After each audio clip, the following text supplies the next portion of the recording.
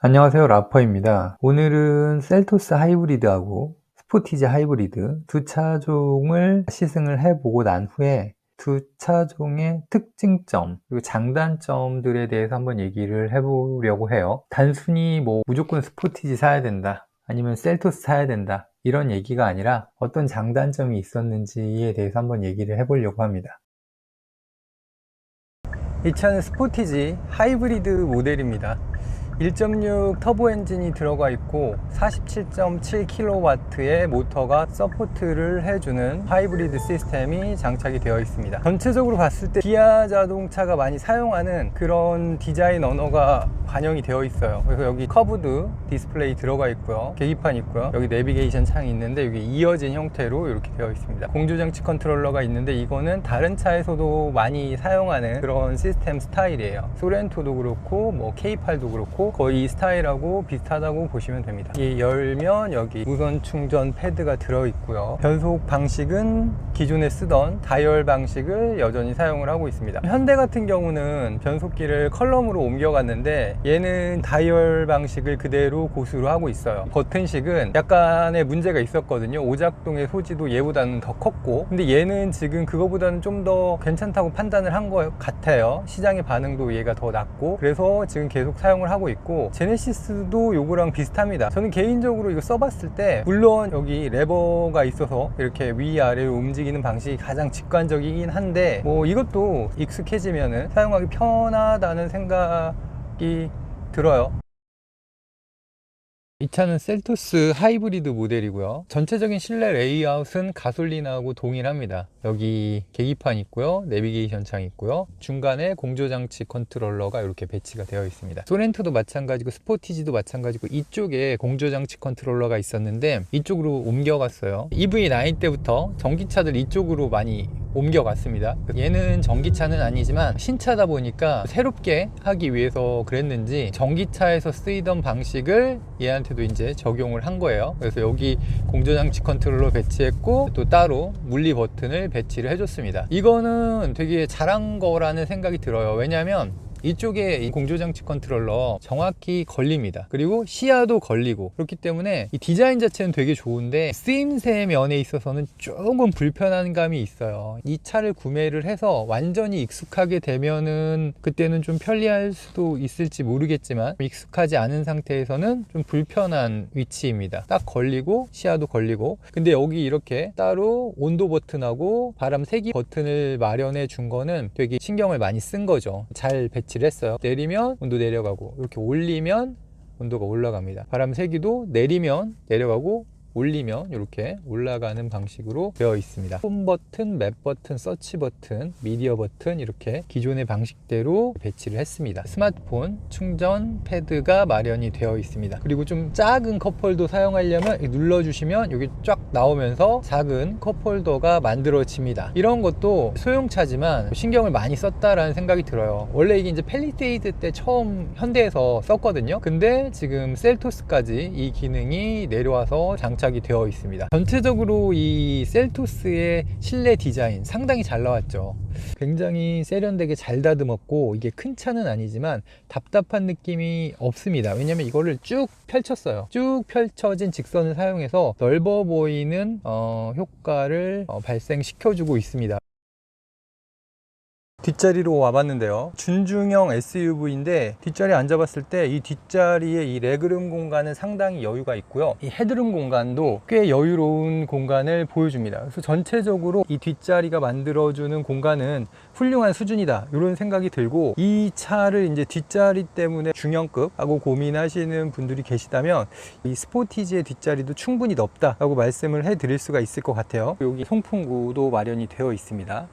가방 같은 거 걸 수 있는 이런 세세한 것도 잘 마련을 했다는 생각이 들어요. 여기 열선 시트 있고요, 원터치로 다운은 되는데 업은 안 되네요. 커튼은 없어요. 풀옵션 모델인데 소렌토 같은 경우는 커튼이 있는데 얘 같은 경우는 아무래도 준중형 SUV이다 보니까 커튼까지 넣지는 않았습니다. 리클라이닝이 많이 되기 때문에 등받이 각도가 정말 많이 누워요. 전반적으로 뒷자리 공간은 훌륭하다 라고 말씀을 해 드릴 수가 있을 것 같아요.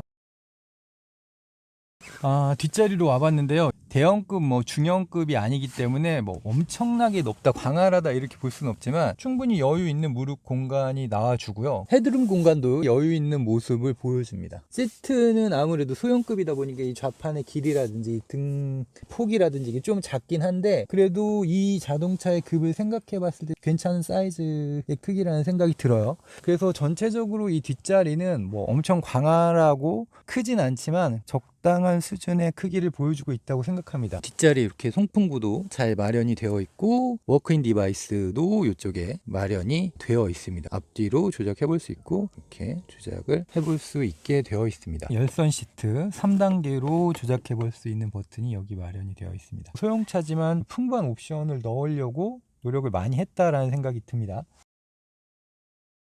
지금 서서히 운행을 해보고 있는데 전체적으로 느껴지는 서스펜션의 느낌은 소렌토나 팰리세이드나 이런 차들에 비하면 단단하게 서스펜션이 세팅이 되어 있습니다. 그래서 노면의 충격이 많이 올라온다 이런 느낌이 들어요. 고른 노면을 쭉 갈 때는 잘 잡아주는 느낌인데 아무래도 서스펜션을 조금 단단하게 조율을 해놓다 보니까 충격이 올라올 때는 중형급 SUV들보다는 충격이 조금은 더 넘어온다 라는 생각이 들어요. 근데 이제 반대로 이렇게 서스펜션을 조금 조여 놓다 보니까 이 방지턱 넘을 때는 이렇게 충격이 오지만 코너를 돌아 나간다던가 할 때는 잘 지지를 해준다 이런 생각이 듭니다. 방지턱을 넘어보면은 그래도 조금은 단단한 느낌이 드는데 이 코너를 돌아 나가는 그런 느낌은 이거보다 큰 소렌토나 산타페 그리고 팰리세이드 이런 차들에 비해서는 훨씬 잘 돌아나간다 이런 느낌이 듭니다. 지금은 조금 노면이 고르지 못한 곳으로 차를 가지고 와봤는데 밑에서 올라오는 충격 이거는 조금 느껴지는 편입니다. 그래서 이렇게 울퉁불퉁한 데를 갈 때는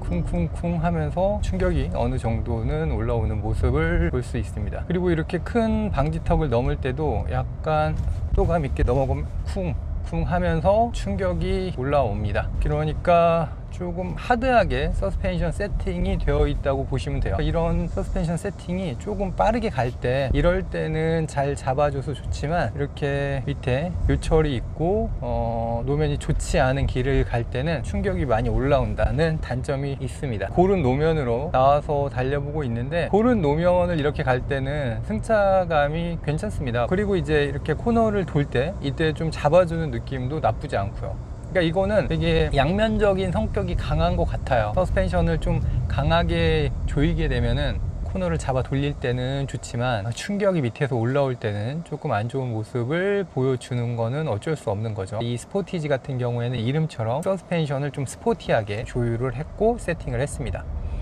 이 차는 180마력 터보 엔진이 들어가 있고요. 1600cc예요. 그리고 47.7kW의 모터가 도와주고 있는 하이브리드 시스템이 탑재가 되어 있습니다. 지금 산타페, 소렌토 그리고 카니발 하이브리드까지 다 1600cc 하이브리드 시스템인데 그 중에서 이 하이브리드 시스템의 느낌만 놓고 따져보자면 얘가 최고 좋아요. 소렌토까지도 1600cc 하이브리드가 나쁘지 않다 라고 생각을 했었거든요. 근데 막상 얘를 타보면 이 하이브리드 시스템이 작동하는 그 부드러움이 더 좋습니다. 물론 승차감이 딱딱한 건 있는데 하이브리드가 구동되고 힘있게 차가 쭉쭉 뻗어주고 이런 느낌은 아무래도 얘가 가볍기 때문에 무게가 소렌토보다도 100kg 이상 가벼워요. 그렇기 때문에 훨씬 더 경쾌한 모습을 보여주고 또 모터로만 구동되는 시간도 더 많아요. 그렇기 때문에 부드러움이 이제 저속 구간에서는 극대화가 되는 거죠. 그래서 지금 같은 경우도 밟아보면 폭발적이다까지는 아니지만 그래도 꽤 경쾌한 모습을 보여줍니다. 편하게 도심에서 막 타고 다니고 고속도로 올려서 국도 올려서 막 타고 다녔을 때 내가 얘를 타는데 가속 때문에 불편하다 이런 느낌은 전혀 들지 않는 정도의 수준의 가속감이에요. 밟아보면 완전 폭발적이다 이건 아닌데 그래도 시원하게 뻗어주는 모습을 보여줍니다. 지금 이제 스포츠 모드로 한번 바꿔볼게요. 이 스포츠 모드로 변경을 하게 되면은 엔진 RPM의 시작점이 좀 올라가요. 그리고 그 반응 속도도 조금 더 빨라지고요. 그렇다고 해서 이게 스포츠 모드로 바꿔서 드라마틱하게 가속력이 좋아진다 이런 건 아니에요. 약간 반응성이 좋아지고 속도가 빨리 붙는다 정도로 생각해 주시면 될 것 같아요. 밟아볼게요. 스포츠에서 네, 확실히 스포츠로 변경을 하고 가속을 하게 되면은 가속의 느낌이 조금 더 즉답식이다, 바로 반응이 온다 라고 봐주시면 좋을 것 같아요. 지금 다시 에코로 해볼게요. 에코는 쫙 밟으면 한 템포 있다 쫙 나가는데, 스포츠로 하게 되면은 반응성이 에코보다는 좋다고 봐주시면 됩니다. 근데 이제 하이브리드 모델 같은 경우가 조금 아쉬운 점이 뭐냐면, 지금 천천히 가다가 가속을 확 해볼게요. 확 하게 되면 좀 울렁하는 게 있어요. 근데 이거는 어쩔 수 없는 거죠. 두 개의 시스템이 떨어졌다 붙었다 하면서 가속을 끌어내는 거기 때문에 하이브리드의 특성으로 봐주시면 될 것 같고, 또 이 하이브리드를 타면서 뭐 이렇게 서서히 가다 확 밟고 서서히 가다 확 밟고 이렇게 운전을 하지는 않을 거 아니에요. 그렇게 운전하시는 분들은 드물 거고, 그런 분들은 이 하이브리드라는 모델을 선택을 안 하실 거기 때문에 그거는 뭐 단점이라고 언급할 필요는 없을 것 같습니다. 하이브리드의 특성이다 라고 봐주시면 좋을 것 같습니다. 이 스티어링 휠은 그립 감지형이고요, 차로 유지 보조 2가 들어가 있는데, 앞차를 따라가는 능력 이거 자체는 좋습니다. 근데 이렇게 꺾어주는 능력이 드라마틱하게 전 세대에 비해서 좋아졌는지는 모르겠네요. 잘 잡아주고 이렇게 무난하게 가주는데, 또 확 꺾어지면은 이게 풀어질 수도 있으니까 그거는 좀 감안을 하시고 사용을 하실 필요가 있을 것 같습니다. 이제 스포츠 모드로 하고 조금 밟아 볼게요. 지금 스포츠로 바꿨고요.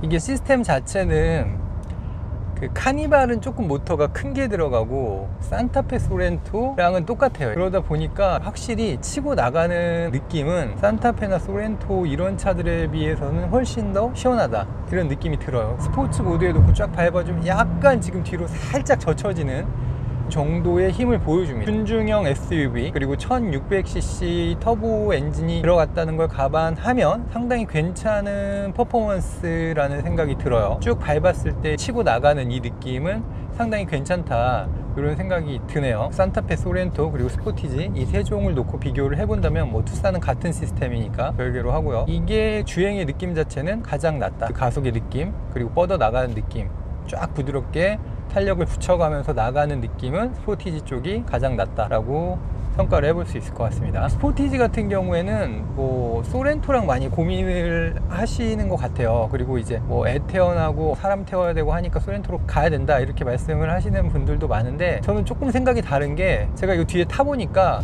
이거 뒷자리도 정말 넓어요. 이 정도를 좁다고 할 사람은 많지 않을 것 같아요. 성인이 탄다고 하더라도 180 가까이 되는 사람이 타도 이제 제가 타봤을 때도 충분한 공간이거든요. 넓어요. 그리고 등받이 각도도 많이 꺾어지기 때문에 4인 가족이 이거 타고 뭐 여행 다니고 실생활에서 쓴다고 하더라도 조금도 부족하지 않은 사이즈입니다. 그리고 오히려 가속의 느낌 이런 건 더 좋아요, 큰 차들보다. 그러니까 그런 거를 잘 고민하셔서 구매를 하시면 좋을 것 같아요. 당연히 승차감이라는 측면 그리고 방음이라는 측면, 밑에서 충격이 올라왔을 때 처리해주는 능력은 소렌토 쪽이 그리고 산타페 쪽이 좀 더 나은데, 주행에서의 느낄 수 있는 그 퍼포먼스적인 능력은 얘도 나쁘지 않다, 훌륭하다라는 생각이 드네요. 한 가지 조금 아쉬운 점은 얘가 지금 6단 자동 변속기가 들어가 있어요. 가솔린 같은 경우에는 이번에 8단 자동 변속기로 바뀌었거든요. 그렇기 때문에 이게 고속주행을 하게 되면은 연비가 도심주행 때보다 떨어집니다. 그러니까 그거는 조금 아쉬운 점이에요. 그래서 도심주행이 많고 도시에서 탈 일이 많다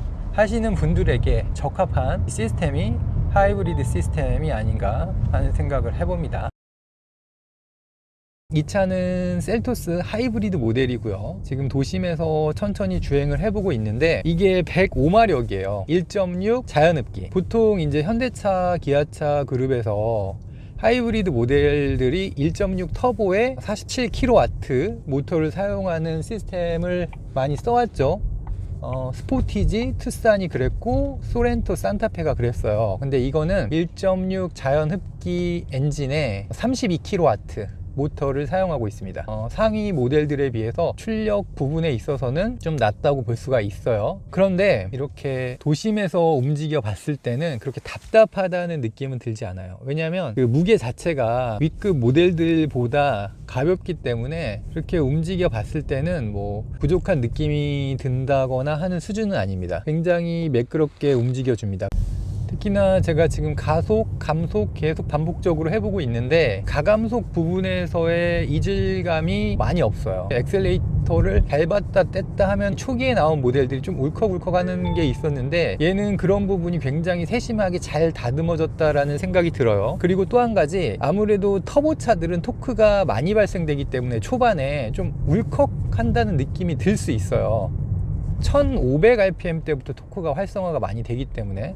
반면에 이거는 자연흡기다 보니까 토크 활성화 되는 시점이 4000rpm 이후입니다. 좋게 말하면은 부드럽게 가속이 되는 거고, 안 좋게 말하면은 이제 힘이 초반에 없다라고 봐주시면 돼요. 엔진하고 모터를 합친 합산 출력이 140마력 정도 돼요. 그러니까 합산 출력 자체는 높은 편은 아니죠. 그럼에도 이렇게 부드럽게 움직여 봤을 때, 도심에서 이렇게 쭉 달려봤을 때 느낌은 부드럽고 힘이 부족하다, 이런 느낌은 들지 않습니다. 지금 이제 스포츠 모드로 바꿨어요. 스포츠 모드로 바꾸게 되면은 계기판도 그렇고 요 내비게이션 창도 그렇고 붉은 계열로 색깔이 딱 바뀝니다. 그리고 RPM이 현대기아차 공통인데 기존 베이스 RPM보다 조금 올라와요. 그래서 밟으면 반응이 좀 빨라지고, 그 다음에 변속의 타이밍도 좀 늦어집니다. 그러니까 변속의 단수가 좀 고정이 되는 거예요. 그래서 가속을 한번 해볼게요.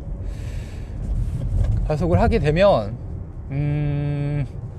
되게 부드럽습니다. 스포츠 모드에서는 부드럽다는 게 칭찬이 아닌데, 딱 끝까지 밟았는데도 RPM 올라가는데 가속의 느낌이, 임팩트는 없어요. 제가 지금 똑같은 구간에서 가솔린 모델을 시승했을 때는 가솔린 모델 같은 경우에는 상당히 임팩트가 있거든요. 그거는 193마력이기 때문에 치고 나가는 느낌이 정말 경쾌해요. 근데 얘는 그런 느낌은 없습니다. 좀 묵직하게 움직여주고 스무스하게 움직여준다고 보시는 게 맞을 것 같아요. 그래서 스포츠 모드에 있다고 할지라도 퍼포먼스적인 부분은 조금 아쉽다라는 생각이 듭니다. 물론 이제 부드럽게 편안하게 타기에는 좋은 세팅이긴 한데, 좀 나는 달려야겠다 하시는 분들에게는 아쉬울 수 있는 출력이고 세팅입니다. 아무래도 이게 105마력이에요 가솔린 1.6 자연흡기가. 현대기아에서 1.6 GDI 같은 경우 140마력까지도 뽑을 수 있는데, 얘는 상당히 디튠을 한 거죠. 완전 연비에 몰빵하지 않았나 하는 생각이 들어요. 그리고 전기 모터가 서포트를 해주니까 엔진에 마력이 낮아도 괜찮을 거라고 판단을 한 것 같아요. 이렇게 부드럽게 움직였을 때는 괜찮은 퍼포먼스를 보여주는데, 좀 달려야겠다 생각하고 쫙 밟아주면은 조금 아쉬운 느낌이 드는 거는 사실입니다. 지금 되게 울퉁불퉁한 도로로 갖고 와봤거든요. 하이브리드 같은 경우에는 멀티링크 서스펜션이 뒤쪽에 들어갔어요. 그리고 또 하이브리드는 E-라이드 시스템이 탑재가 되어 있거든요. 모터가 있기 때문에 이걸 가지고 E-라이드 시스템을 구현을 해놨어요. 근데 얘 같은 경우에는 조금 단단한 것 같아요. 노면에서 충격이 조금 올라오지 않나 하는 생각이 들어요. 전반적으로 조금 하드하게 세팅이 됐다는 생각이 들어요. 그래서 얘 같은 경우에는 부드럽게 주행할 때는 괜찮아요.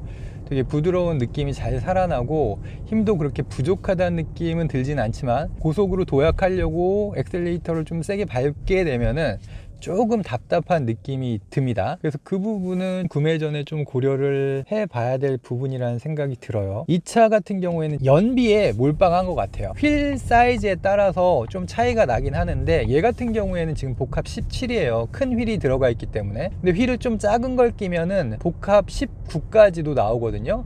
굉장한 연비죠. 19면은 엄청 잘 나오는 거예요. 상당히 좋은 연비고, 기름 게이지 주는 거를 느끼기 어려운 그런 연비라고 볼 수 있죠. 특히나 이 하이브리드 같은 경우에는 도심 연비가 좋아요.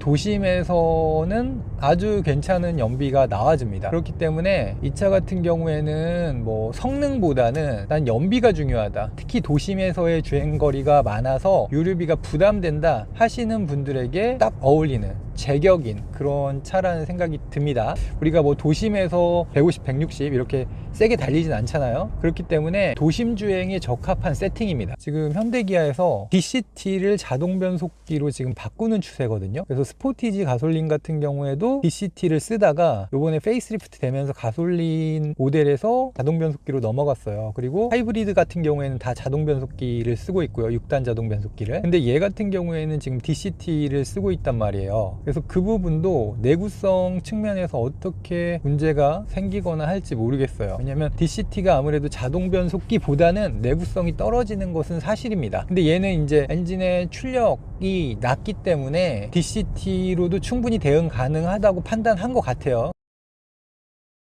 스포티지 같은 경우에는 엑스라인은 뭐 디자인의 선호에 따라서 뭐 좋아하시는 분도 있고 싫어하시는 분도 있기 때문에 시그니처 모델로 가격을 한번 살펴보도록 하겠습니다. 시그니처 같은 경우에 완전 풀옵션으로 하게 되면은 4,577만 원이 나와요. 셀토스 같은 경우에는 사륜이 없어요. 하이브리드 같은 경우에는 이륜만 나옵니다. 이륜 시그니처 풀옵션 하게 되면 4,320만원. 그러니까 한 250만원 정도 가격 차이가 나는 거죠. 250만원 정도면 사실은 뭐 큰 차이라고 볼 수는 없어요. 왜냐면 만약에 1,000만원대, 2,000만원대 차량을 구매하면서 250만원이면 좀 크다 할 수 있는데 4천만원 중반 정도 되는 차를 사는데 250만원 때문에 비싸서 셀토스를 산다? 이런 분들은 거의 드물 거기 때문에 이거는 가격대가 어느 정도는 겹친다고 봐도 될 것 같습니다. 그리고 프레스티지급으로 가면 스포티지가 더 싸요. 물론 옵션 구성에서 좀 부족한 부분이 있긴 한데 3,829만원이에요. 반면에 셀토스 프레스티지 같은 경우에는 옵션을 다 넣어버리게 되면 가격이 무려 4,174만원이에요. 단순 비교하기는 좀 그렇긴 하지만 어찌 됐건 간에 가격이 차이가 납니다. 물론 최상위 트림 풀옵션으로 가게 되면은 스포티지가 조금 비싸긴 한데 옵션을 어떻게 구성하냐에 따라서 차이가 많이 줄어들 수도 있기 때문에 소형, 준중형 이렇게 급이 다르긴 하지만 이 두 차종을 놓고 고민하시는 분들이 많은 것 같아요. 그래서 제가 느꼈던 점, 시승하면서 느꼈던 점에 대해서 한번 말씀을 드려보려고 해요. 두 차를 시승하면서 가장 크게 와닿았던 부분이 이 주행에서의 느낌이에요. 스포티지 하이브리드 같은 경우에는 터보 하이브리드 시스템이 채용이 되어 있어요. 가솔린 엔진 자체만으로도 180마력이 나오고요. 전기 모터도 47.7kW짜리가 들어가 있어요.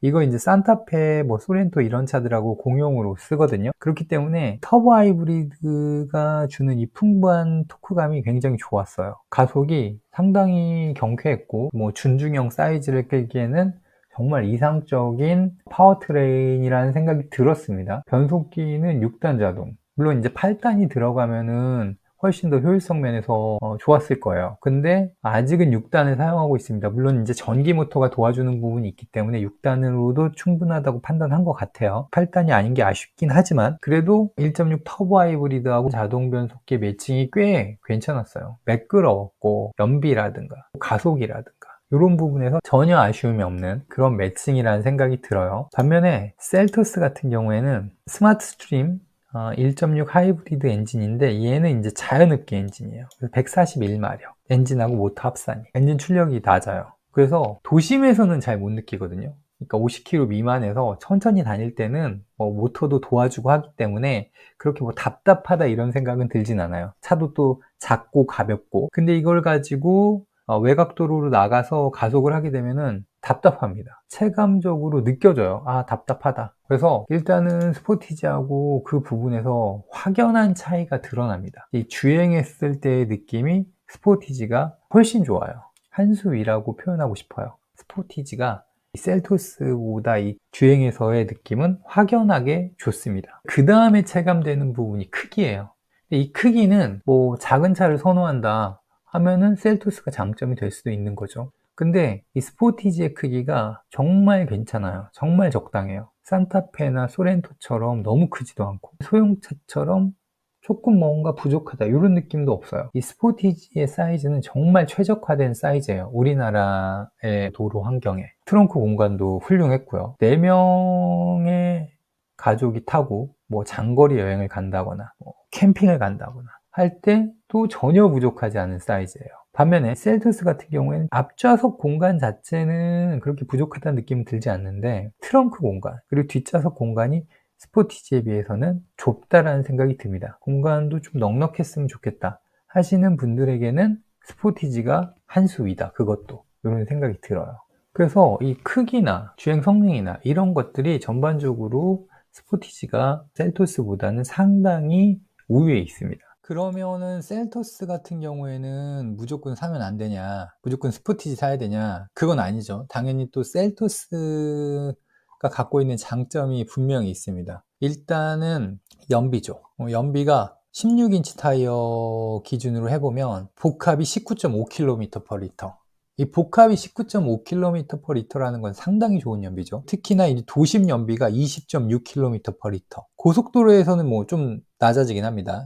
18.3km/리터로. 근데 이 도심에서의 연비가 상당히 좋습니다. 그렇기 때문에 도심 주행이 많고 연비가 굉장히 중요하다, 도심에서 운행이 많다 하시는 분들에게는 굉장히 또 좋은 선택이 될 수가 있는 거죠. 그리고 고속도로나 간선도로에서 이제 가속을 하게 되면은 조금 힘이 딸리는 건 맞지만 도심에서 탈 때 힘을 쏟아내면서 달리진 않으니까요. 그래서 도심 주행이 많고 좁은 골목길 뭐 이런 데를 자주 다녀야 된다, 그런 분들에게는 어울리는 차입니다. 왜냐하면 길이도 길인데 운행하면서 스트레스 받는 부분이 폭이거든요. 큰 차들 운행하면서 폭이 넓어서 고생한 적이 꽤 있거든요. 주차장이 이제 좁은 오래된 아파트나 이런 데 들어가면 꽉 차는 경우가 있기 때문에 그랬을 때는 좀 불편하다라는 생각을 많이 했어요. 근데 얘 같은 경우에는 1830mm, 요즘 뭐 폭 넓은 차들은 2m도 되거든요. 근데 요 정도면은 굉장히 컴팩트한 사이즈입니다. 그리고 길이도 4430mm, 짧죠. 그러니까 도심에서 좁은 길에서 좁은 골목에서 타기에 굉장히 좋은 사이즈입니다. 부담 없는 사이즈죠. 그래서 도심 주행이 많고 좋은 연비가 필요하다 하시는 분들에게는 어필할 수 있는 좋은 차라는 생각이 들어요. 그럼에도 이 가격 선택을 잘 하셔야 된다고 말씀을 드리고 싶어요. 왜냐하면 이런 장점이 있지만 이게 비싸다면 4천만 원이 넘어간다면 저는 굳이 셀토스 하이브리드를 선택할 필요는 없다고 봐요. 왜냐하면 스포티지하고 차이가 많이 나기 때문에. 그래서 가격을 좀 낮춰서 가성비로 선택하면서 그런 장점을 누리겠다 하시는 분들은 셀토스를 사셔도 괜찮습니다. 그러면 가격을 얼마 정도로 하면 좋을까? 12.3인치 클러스터, 드라이브 와이즈, 스마트 커넥트, 이거는 팝업 도어 때문에 꼭 넣으셔야 되고요. 뒷자리가 중요하다 하시면은 컴포트까지 해서 3,699만 원. 이 정도가 마지노가 아닌가 하는 생각을 해봐요. 이 가격이 만약에 넘어선다, 3,700, 3,800 이렇게 넘어선다 하시면은 스포티지로 가시는 게 맞다라고 생각합니다.